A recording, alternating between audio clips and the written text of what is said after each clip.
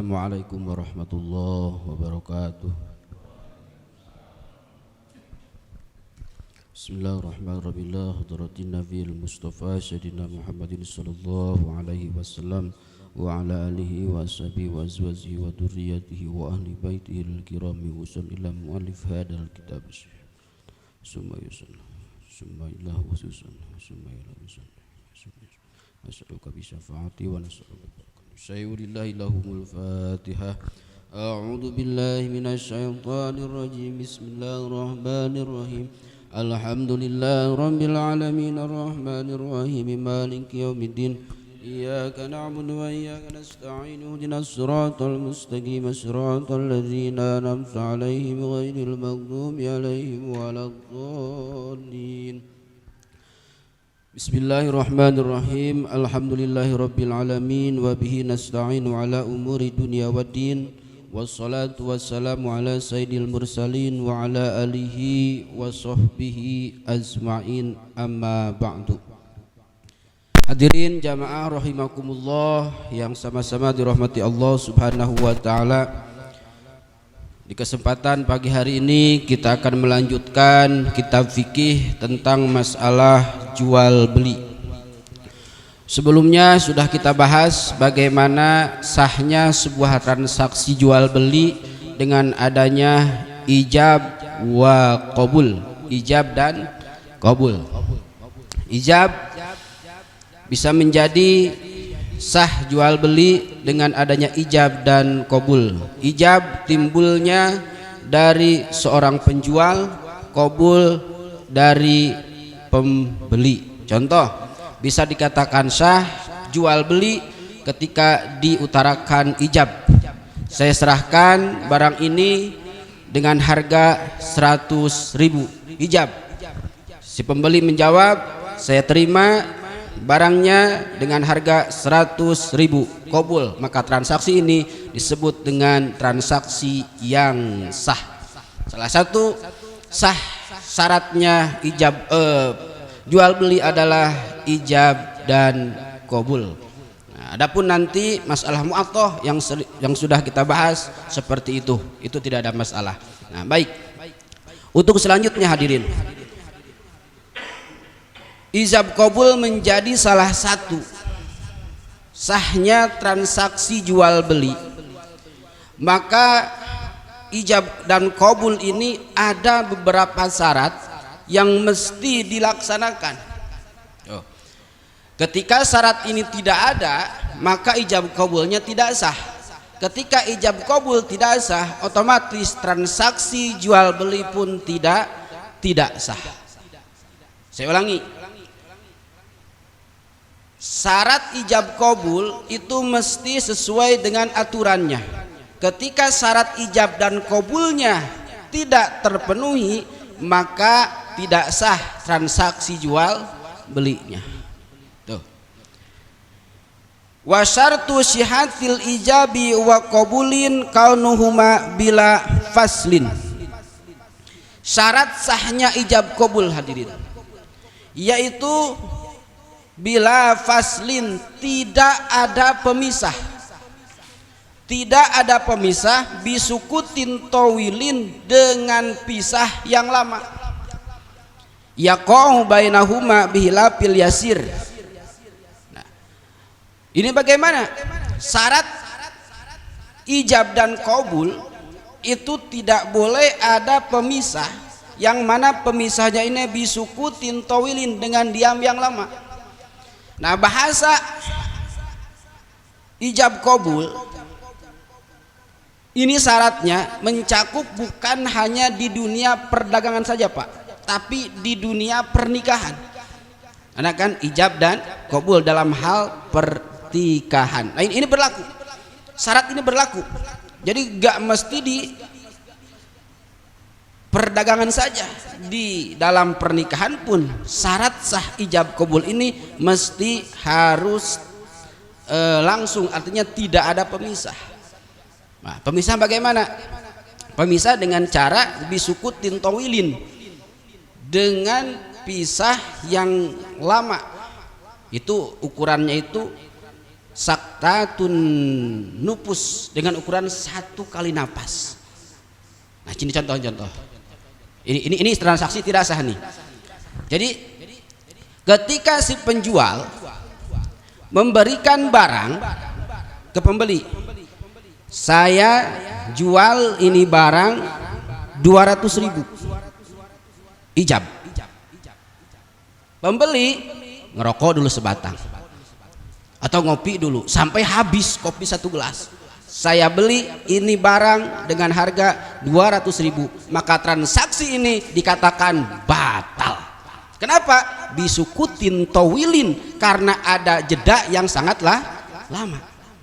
Paham? Jadi harus bagaimana?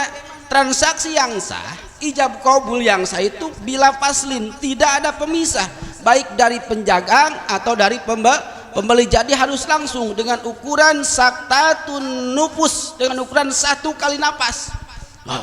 Ini berlaku dalam hal pernikahan. Karena kan salah satu syarat ijab kabul itu harus mutasil, artinya harus langsung, harus nyambung, tidak boleh ada jeda. Apalagi jedanya yang lama. Kalau jeda hanya ukuran saktatun nufus itu tidak bermasalah. Nah, contoh lagi, ketika seorang laki-laki menikah, kan, saya nikahkan anak saya dengan bla bla bla bla bla, dibayar kontan, gitu kan? Nah, terus dia nanya dulu, mana mik? Saya pengen pakai mik. Terus saya terima nikahnya, maka ini akad ijab kabul ini dikatakan tidak sah, wajib untuk diulang kembali. Kalau ukuran 1 napas mah gak ada masalah, Pak. Kadang-kadang kasihan ya, kalau lagi pernikahan, ya nikah pertama kan tegang lagi sama Amil, ayo aja dihantem, di bercanda-bercandain, jadi tegang. Nah, ketika saya terima nikahnya dibayar kontan, bahasa tan langsung saya terima, itu nggak mesti seperti itu, nggak mesti langsung seperti nanti kalau misalkan wali ngomong tan kontan langsung, sampean langsung bilang saya terima nikahnya, saya terima nikahnya. Sukutis bisaktatun nupus itu nggak mesti seperti itu, walaupun dengan ngerehab dibayar kontan, saya terima nikahnya, itu udah sah. Yang penting jangan keselang oleh perkara yang lain, apalagi sampai lama. Tadi saya nikahkan anak saya berapa dengan mas kawin sekian, dibayar tunai atau dibayar kontan, dia santai dulu 2 menit 5 menit baru saya terima nikahnya. Nah, itu yang mesti diulang.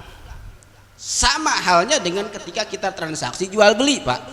Nah, transaksi jual beli yang terjadi masalah gitu kan, kita nih ke warung kopi, nah kopi 2 belum tahu harganya, ya kan, kopi 2 berapa belum tahu harganya. Ya kalau di sini 3.000, tapi kalau di Starbucks berapa yo? 35.000. Kalau orang yang biasa belum masuk Starbucks dikiranya kopi 1 gelas itu 3.000. Nah, dia pas bayar 35.000, ampun. Nah, ini saya sebagai contoh, kita masuk ke warung pesan kopi 2, belum nanya harga kan, beres kopi selesai, makan gorengan, makan apa, udah beres, berapa Pak, apa aja, kopi 2, gorengan 3, sekian. Barangnya sudah habis, sudah dimakan, kopinya sudah habis, duit belum dibayar. Itu kan yang sering praktek kita seperti itu kan. Nah, itu kan disebutnya, itu bukan lagi transaksi yang namanya jual beli, itu akad gormun. Apa akad gormun? Akad meruksak. Ketika kita habis barang dimakan sama kita ganti rugi kepada si pemilik. Siapa? Tukang warung. Nah, gitu. Adapun mu'atoh yang kemarin, mu'atoh itu sah jual beli tanpa ada ijab dan kabul, tapi sesuai dengan kemampuan kita.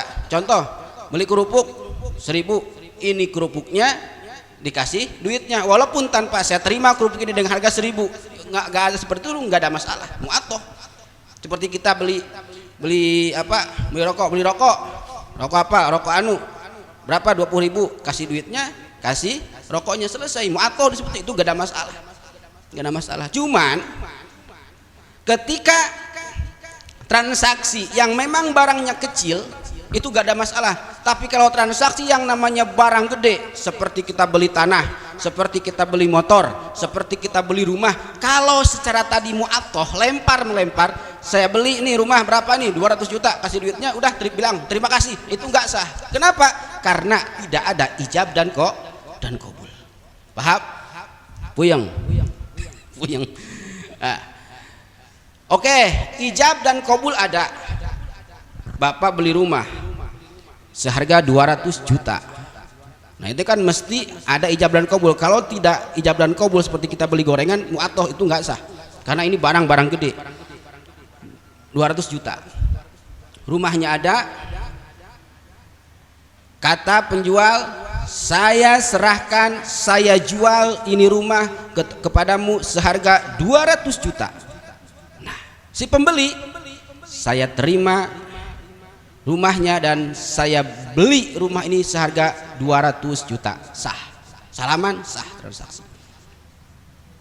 Kalau saya jual ini rumah, kata si baik, dengan harga 200 juta, kata pembeli, ngerokok dulu sebatang. Habis rokok sebatang, saya beli rumah 200 juta. Salaman, terus itu transaksi batal, artinya transaksi tidak sah. Kenapa? Karena ijab dan kabulnya ada pemisah. Apa pemisahnya? Disukutin tawilin, dengan pemisah yang lama dia habis ngerokok satu batang. Tuh, paham? Bila faslin tidak boleh ada pemisah, disukutin tawilin dengan pemisah yang lama. Bihilafil yasir, tidak ada masalah dengan pemisah yang sebentar. Ambil napas satu kali napas mah gak ada masalah, gitu kan. Nah, paham ya? Satu. Dua, wa tuhallulil lafdin, syarat ijab kabul itu tidak boleh menyisipkan lafad wa in qala aznabiyin dengan lafad yang lain anil aqdi bi alam yakun mim muqtadah wala mim masalih. Tidak boleh ketika bapak transaksi ijab dan kabul dalam hal jual beli itu tidak boleh mencantumkan atau menyisipkan lafad lain selain lafad jual beli, Pak. Contoh, nah, ini nggak boleh nih. Saya jual rumah ini 200 juta. Kata bapak, tar dulu. Itu anak ngalangin nih. Anak kan ada anaknya lewat kan. Itu anaknya ngalangin tuh. Nah, bahasa itu tuh. Terus bapak bilang, saya beli ini rumah 200 juta. Ini ijab dan kabulnya tidak sah. Karena terselang ada bahasa, tuh anak tadi lewat. Sama halnya tadi pernikahan, dibayar kontan atau dibayar tunai. Coba saya pengen pakai mik, kata pengantin laki-lakinya, saya terima nikahnya. Nah itu kan ada bahasa yang aznabiyin, lafad aznabiyin yang memang menghalangi daripada sahnya jual beli atau transaksi ijab dan kabul, Pak. Nah, tapi tidak ada masalah ketika ijab dan kabul itu terselang oleh bahasa-bahasa yang memang bahasa itu mencakup ke dalam jual beli, itu nggak ada masalah. Contoh, kata penjual, saya jual ini rumah 200 juta. Terus bapak bilang, kok mahal amat ya? Saya beli rumah ini 200 juta. Karena ini bahasa kok mahal ya, berarti yang dimaksud adalah rumah yang akan dibeli dengan bahasa mahal. Maka ketika ucapan seperti itu boleh, artinya tidak apa-apa. Paham ya? Yang penting bahasanya mencakup ke dalam bahasa yang memang lagi transaksi di situ, Pak. Ya, jangan sampai ada bahasa-bahasa yang lain.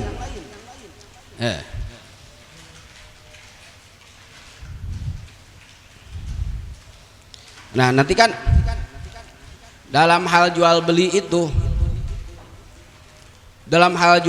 itu Pak, nanti transaksinya harus jelas. Artinya harus berjelas bagaimana?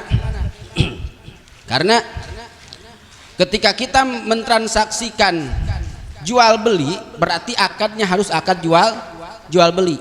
Ingat, ketika kita transaksi jual beli, maka akadnya pun harus jual beli.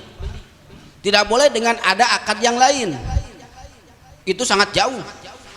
Contoh kan dalam hal dunia perdagangan, dalam fikih itu kan nanti ada barang yang memang barang itu tidak boleh diperjualbelikan, Pak. Salah satunya adalah barang najis. Nah, barang najis itu haram untuk diperjualbelikan. Itu nanti kalau misalkan barang ini dijualbelikan pakai ijab dan qabul, terus pakai uang, itu kan pakai uang, terus ijab dan qabul, saya beli barang ini, saya terima barang ini, nah itu tidak sah karena barang yang diperjualbelikan barang najis. Nanti di depan ada, nah saya kasih gambaran. Contoh barang najis apa, Pak, yang sering kita beli, bahkan bapak-bapak sering lagi pelakunya, kotoran kambing atau kotoran sapi, itu kan barang najis kan. Nah, barang najis secara fikih itu gak boleh diperjualbelikan, Pak. Baik penjual atau pembeli, ketika transaksi jual beli barang ini itu haram, artinya nggak sah jual belinya. Tuh, bapak beli pupuk kan kotoran, ya kan, kotoran kambing, kotoran sapi, bapak beli 1 karung 100.000 atau 1 karung 10.000. Udah, saya beli ini pupuk 10.000, itu nggak sah. Atau saya jual nih, kata tukang dagang, kata orang kandang, saya jual nih pupuk 10.000, saya beli pupuk 10.000, transaksi ijab kabulnya sah, tapi jual belinya tidak sah. Kenapa? Karena barang yang diperjualbelikan adalah barang najis. Lalu bagaimana supaya bisa mensahkan itu? Nah, ganti, Pak. Akadnya bukan lagi akad jual beli, tapi akad nakliyat, akad memindahkan kekuasaan. Ingat, akad nakliyah, akad yang memindahkan hak kekuasaan, bukan lagi hak jual beli, bukan lagi hak transaksi memang untuk diperjualbelikan karena barangnya najis. Nah, bagaimana dengan akad nakliyat? Contoh, misal si A melaksanakan jual beli barang najis. Ini si A itu yang punya kandang. Datang si B paham bahwa barang najis tidak boleh diperjualbelikan. Udah, Pak, saya mau akad nakliyat 10.000, kata si penjual, saya mau jual ini 10.000, dikasih aja duitnya. Nah, ini nggak sah. Kenapa nggak sah? Karena di sini ada akad nakliyat, di sini ada akad jual beli, enggak sah. Yang jual beli ya jual, ya beli, ya jual, ya beli, nakliyat ya nakliyat. Nah, terus bagaimana masalah pupuk tadi? Nah, supaya ini pupuk bisa kita miliki.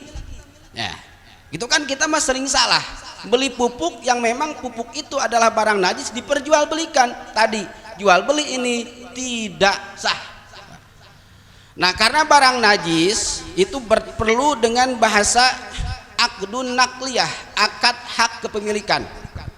Contoh, Pak Imam itu mempunyai kotoran kambing, itu kan 1 karung.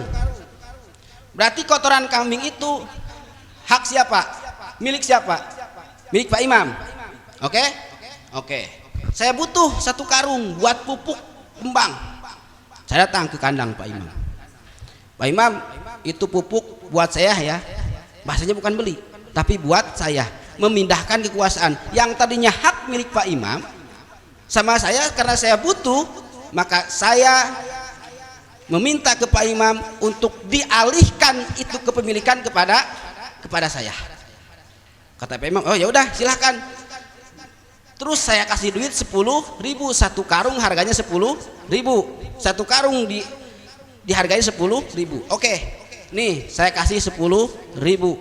Ingat, yang 10.000 ini bukan imbalan atas 1 karung kotoran tadi, tapi yang 10.000 ini adalah imbalan atas mengalihkan kekuasaan. Paham? Mengalihkan kekuasaan. Tadi Pak Imam menguasai 1 karung pupuk, saya butuh diberikan kepada saya 1 karung, terus saya kasih 10.000. Yang 10.000 itu bukan akad jual beli, bukan akad memberikan imbalan atas pupuk, tapi itu yang 10.000 adalah imbalan atas mengalihkan kekuasaan. Yang awalnya punya Pak Imam diberikan kepada saya, disebut dengan akad nakliyat. Paham? Puyeng. Paham kan? Pokoknya barang-barang najis, Pak, itu nggak boleh diperjualbelikan. Yang boleh itu memindahkan kekuasaan. Jadi bukan lagi hak milik, tapi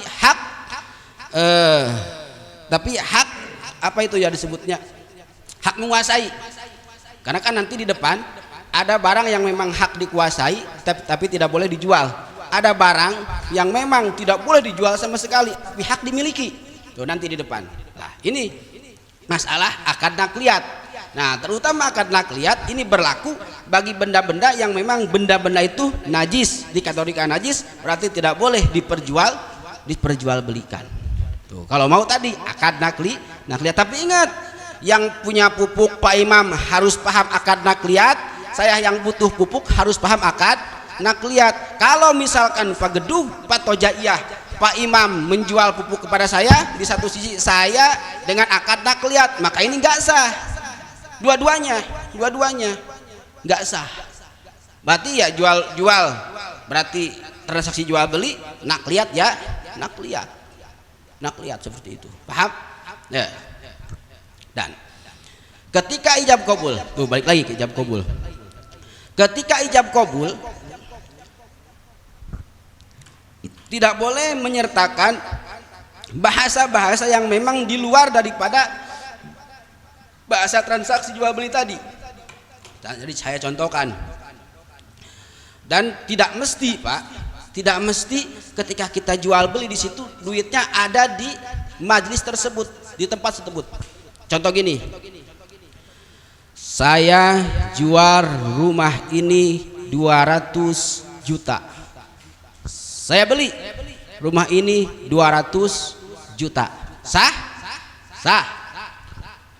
Terus duitnya belum ada. Artinya di situ duitnya belum ada pun tetap transaksi jual beli sah, Pak. Kan bahasanya itu halan atau kontan. Bahasa kontan dalam fikih itu nggak mesti ada duit di majelis tersebut. Paham? Bapak beli rumah 200 juta. Saya jual rumah 200 juta. Kata Bapak, saya beli rumah ini seharga 200 juta. Kontan. Bahasa kontan dalam fikih itu gak mesti duitnya di situ, Pak. Berarti itu disebut dengan halan. Yang namanya halan, ketika bahasanya dalam transaksi tadi sudah oke, si penjual dan si pembeli sudah oke, kontan, berarti bukan muajal. Muajal itu dihutang.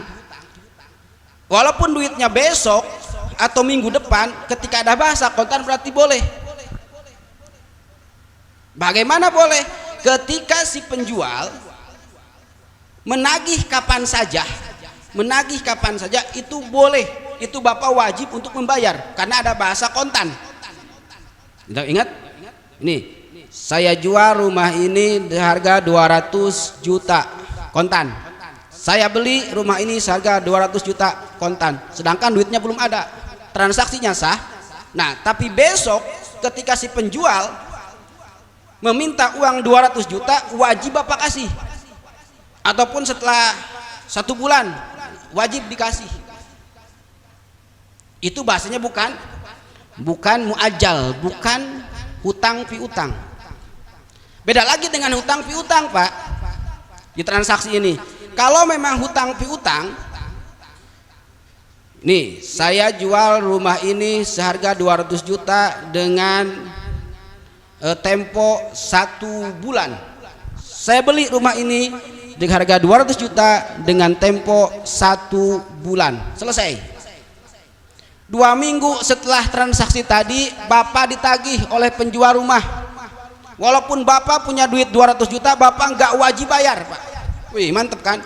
Bapak nggak wajib bayar. Kenapa? Karena transaksi di awal akad di awal 1 bulan, kok 2 minggu sudah ditagih. Walaupun bapak ditagih 3 minggu setelah itu, karena perjanjian di awal 1 bulan ditagih 3 minggu, walaupun bapak punya uang 200 juta, bapak nggak wajib bayar. Karena muajal, ini akad muajal, Pak. Akad yang dihutangkan sesuai dengan kesepakatan. Tanggal berapa? Tanggal 30. Baru aja tanggal 20 bapak sudah ditagih, walaupun bapak punya duit 200 juta, ketika bapak tidak bayar tidak dosa. Tuh, mantep nah hutang itu. Seperti itu. Beda dengan tadi halan, Pak. Kalau halan kontan itu kan, saya beli rumah ini seharga 200 juta kontan. Nah, sedangkan duitnya belum ada. Besok 2 minggu atau 3 minggu atau bahkan 1 hari, 1 jam setelah bapak transaksi itu, ketika ditagih oleh penjual, bapak wajib untuk membayar 200 juta itu, karena bahasanya kontan.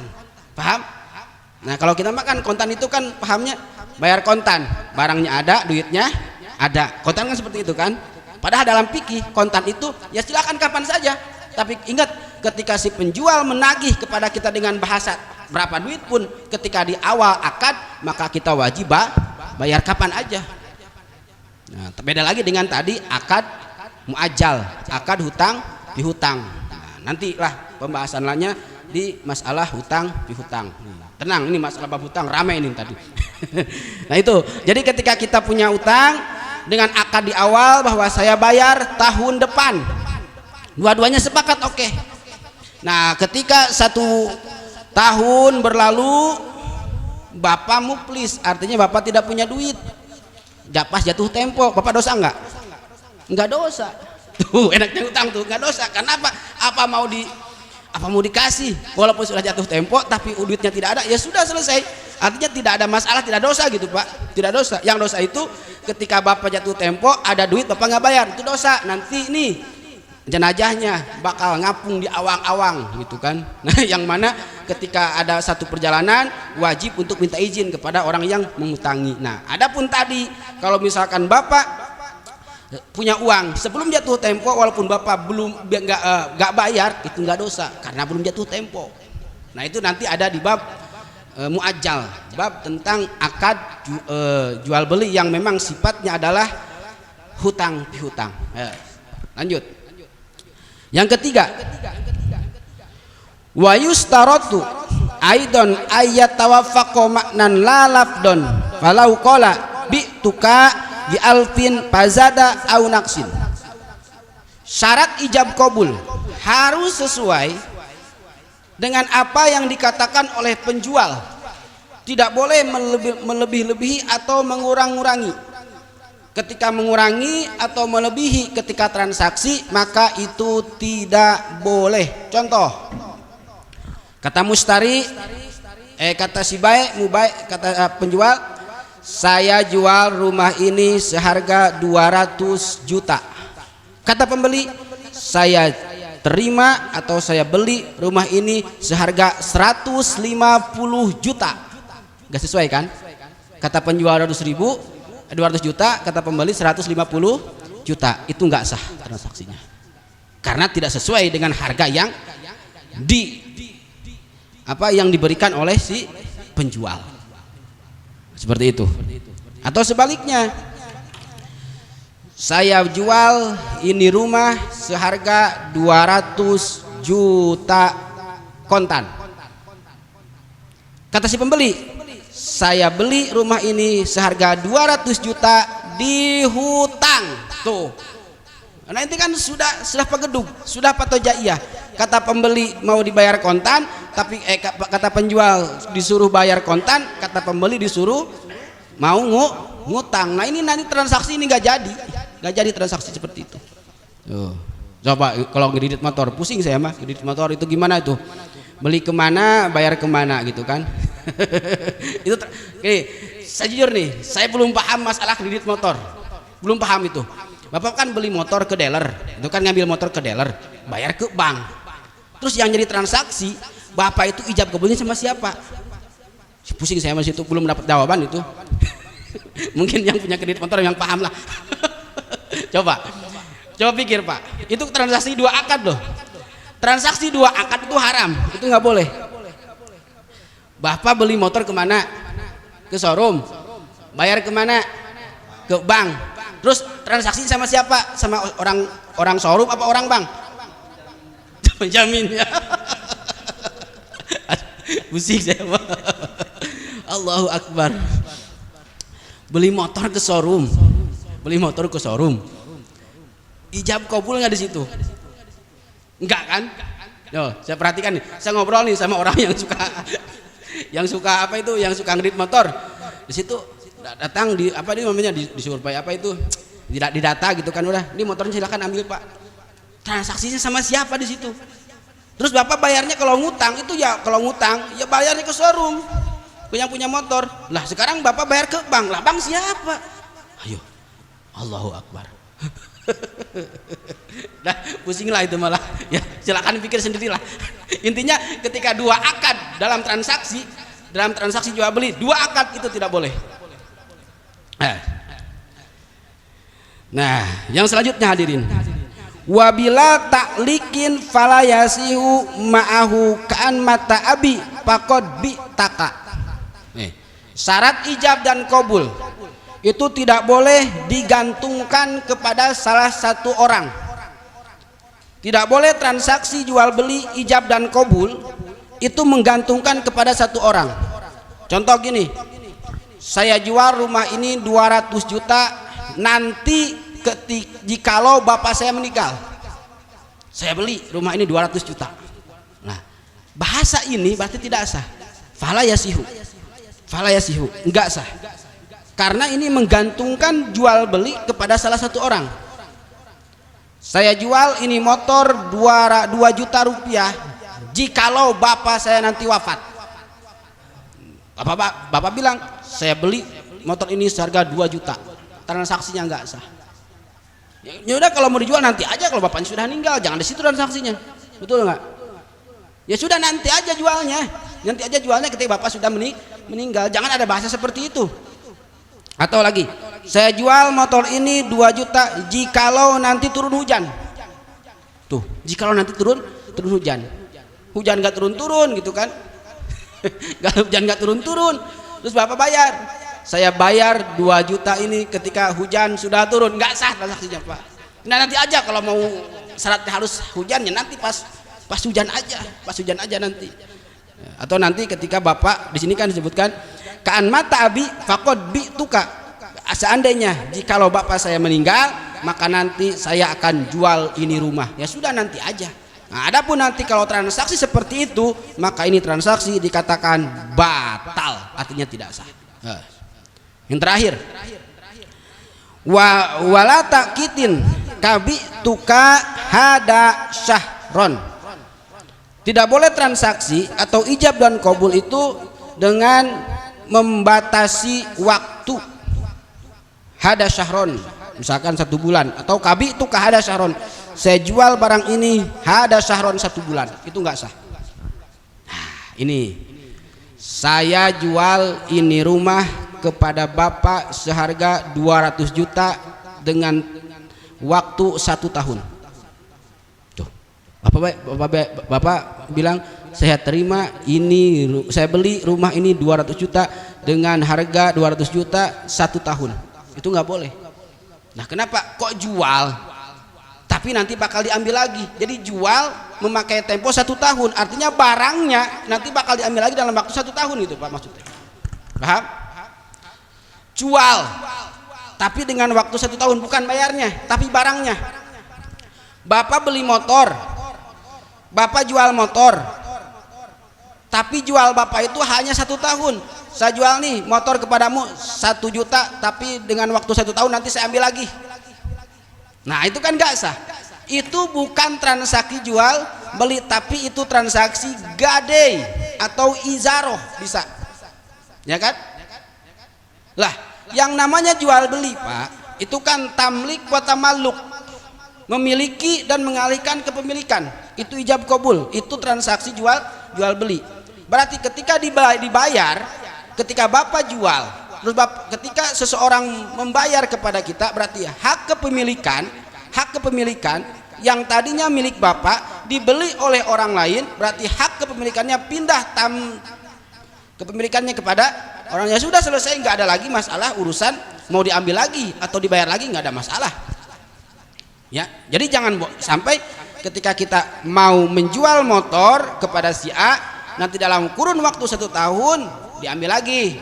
Nih saya jual motor 2 juta kepadamu, tapi dalam jangka 1 tahun nanti saya beli lagi. Nah, itu nggak boleh.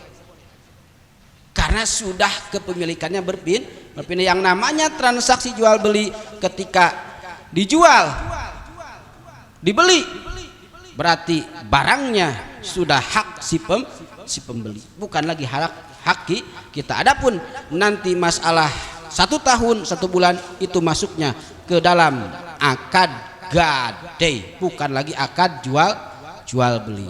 Beres. Paham? Ya, silakan. Ada pertanyaan sebelum saya tutup? Ya.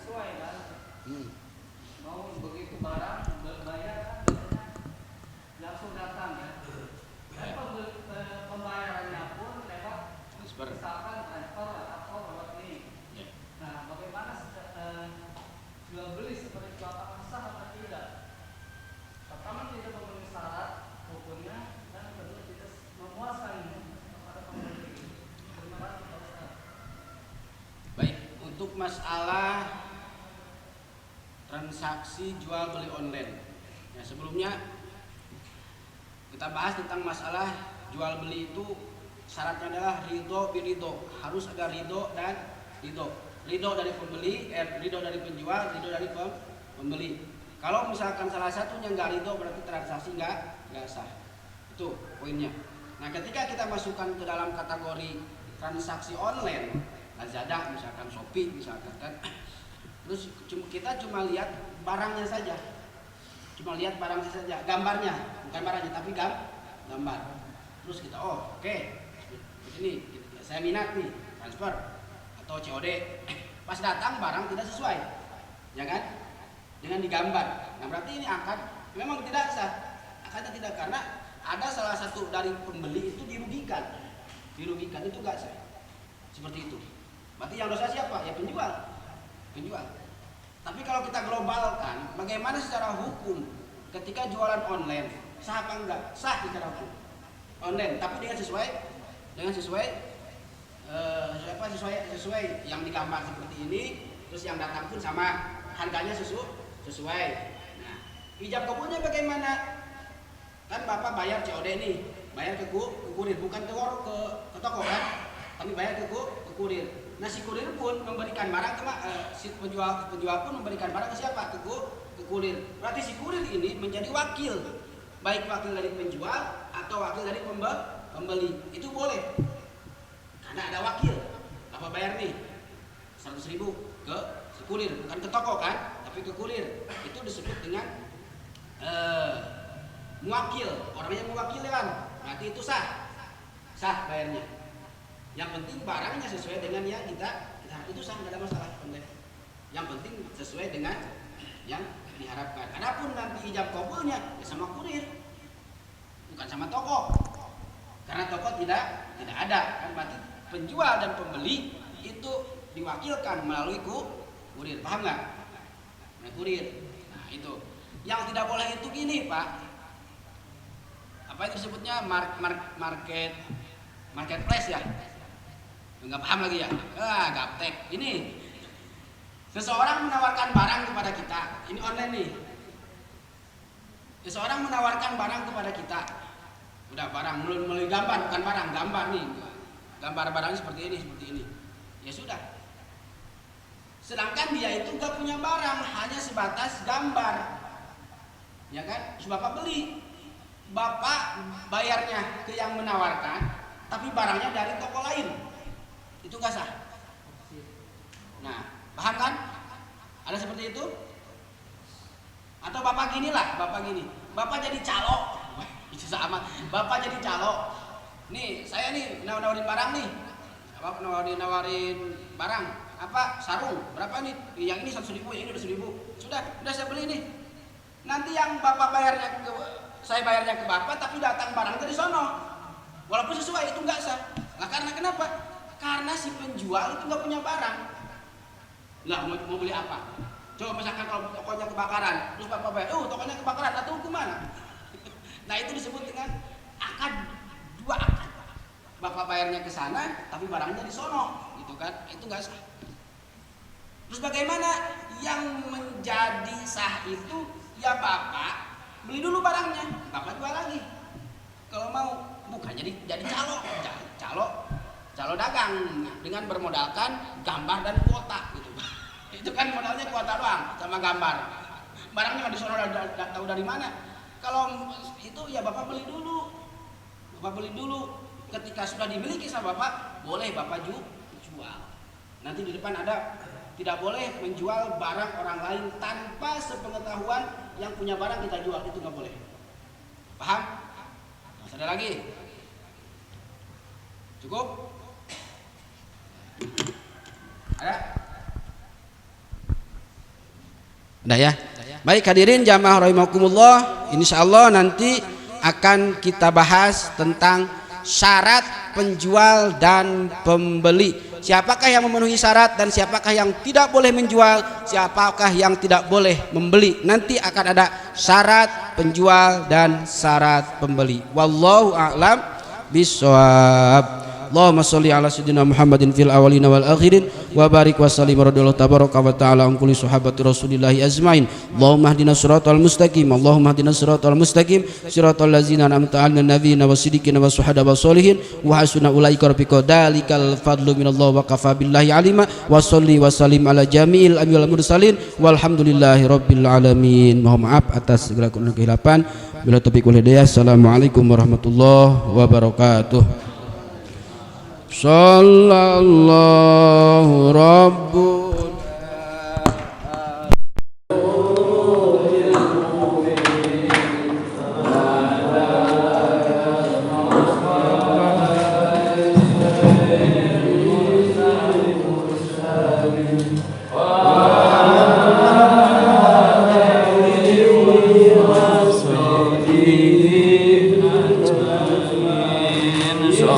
Allah